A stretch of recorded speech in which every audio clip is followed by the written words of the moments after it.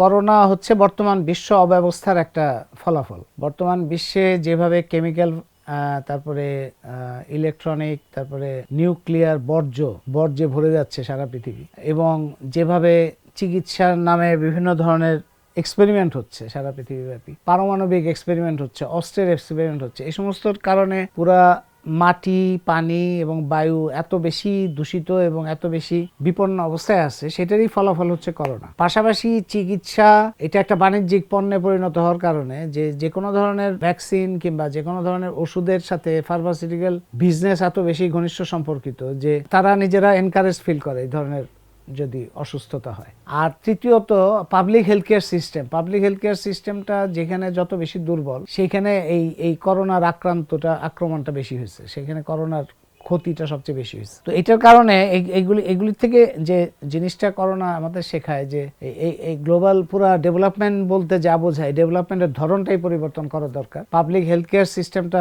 সমস্ত জায়গায় শক্তিশালী হওয়া উচিত, এবং এই যে ফার্মাসিউটিক্যালস বা অন্যদের যে ব্যবসা বাণিজ্য, মানে হেলথ কেয়ার বা ওষুধ, এটা কোনো ব্যবসার পণ্য হতে পারে না। এইটাই করোনার শিক্ষা। এবং গ্লোবাল ডেভেলপমেন্টের প্যারাডাইম বা ভবিষ্যতের যে পলিসি, সেটা নিতে গেলে আমাদের ওই জায়গাটা খুব সামনে আনতে হবে যে পাবলিক হেলথ কেয়ার সিস্টেম, ওষুধপত্র এটা ব্যবসার ব্যাপার হইতে পারবে না, এবং মানুষের জীবন বিপন্ন করে, পরিবেশ বিপন্ন করে, এগুলি কোনোভাবে আমরা উন্নয়ন হিসেবে গ্রহণ করতে রাজি না। এই বিষয়গুলো সামনে আনাটাই করোনার শিক্ষা, যদিও এই শিক্ষাটা বর্তমান বিশ্ব নেতৃবৃন্দ যে নিচ্ছে না, এটা তো পরিষ্কার বোঝাই যাচ্ছে, কিন্তু এটা বলতে হবে আর কি বারবার। ওটা তো যুদ্ধ করার জন্য তারা অস্থির। এখন ইসরায়েলের যুদ্ধ করে, আবার ইয়েমেনের এখানে যুদ্ধ করতেছে। যুদ্ধ ছাড়া তো ইউএস এর পক্ষে টিকে থাকা মুশকিল।